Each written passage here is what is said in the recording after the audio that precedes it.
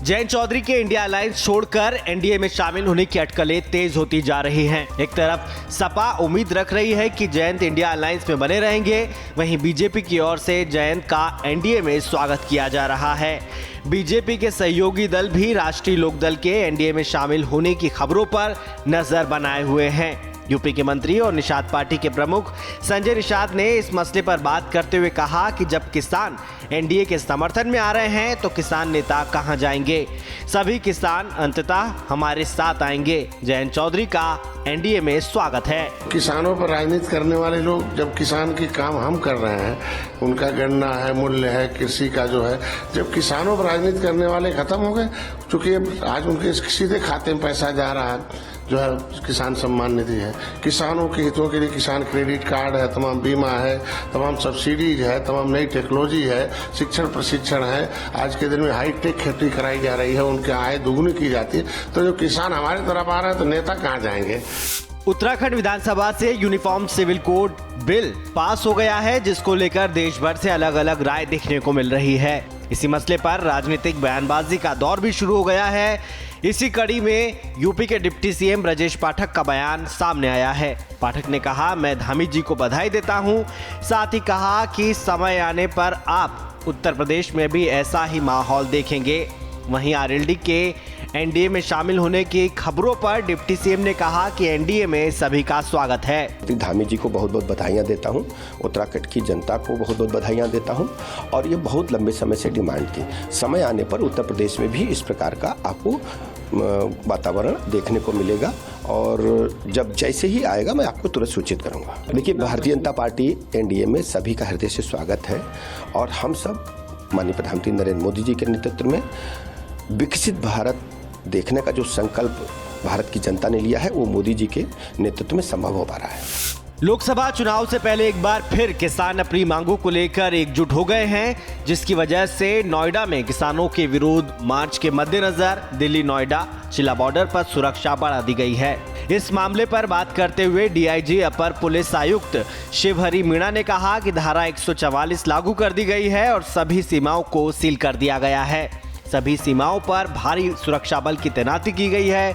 लोगों को कोई परेशानी ना हो, इसके लिए व्यवस्था की गई है। हम किसानों से बातचीत कर रहे हैं, सभी वाहनों की भी जांच की जा रही है।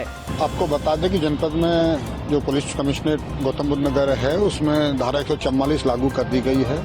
सारे बॉर्डर सील किए गए हैं, भारी पुलिस बल सारे बॉर्डरों पर लगाया गया है। साथ ही साथ आम जन को किसी तरह की परेशानी ना हो, उसके लिए भी हम लोग यातायात व्यवस्था सुचारू रूप से चले, डीसीपी ट्रैफिक हमारे साथ में है। तो निश्चित रूप से जो सुरक्षा है वो पुख्ता की गई है।